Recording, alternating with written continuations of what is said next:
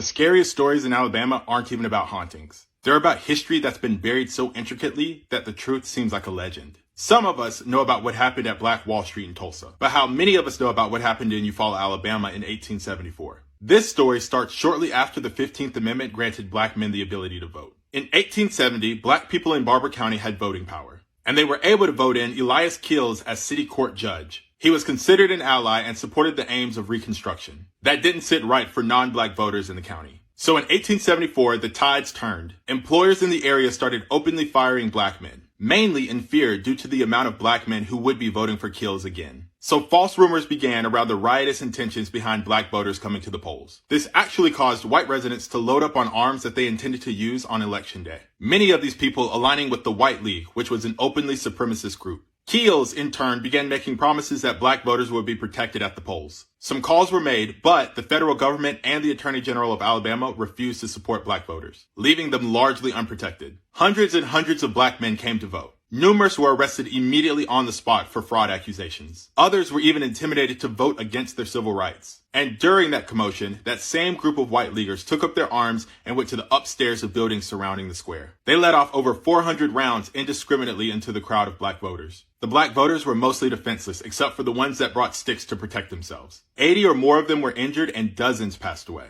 Over 500 blacks fled the area without ever voting. And again, that same group of white leaguers went over to Spring Hill, Alabama, where Keels was supervising the polls. They trashed everything, including the ballots that were cast. And Keels' teenage son passed away due to the crowd. A black man named Hilliard Miles saw everything that happened in Eufaula. He was jailed due to identifying the people who were responsible. Among these people was the alleged leader, Braxton Comer, who would eventually go on to become the governor of Alabama. None of the people who did this, including the ones who were identified, were held responsible or had any charges. However, on November 3rd, 1874, over 1,200 black voters were able to cast ballots. But after the circumstances of this day, in 1876, only 10 black people voted. Any recollection of what happened in Eufaula is all but lost. There are no historical markers or any semblance of people who passed away here. There is a memorial to Leroy Brown, a fish who was an urban legend in the area. And a Confederate monument sits firmly where these events took place. Anything that happened here seemed to be washed away with amnesia and antebellum homes. In the area, there is a historical marker to what happened in Spring Hill,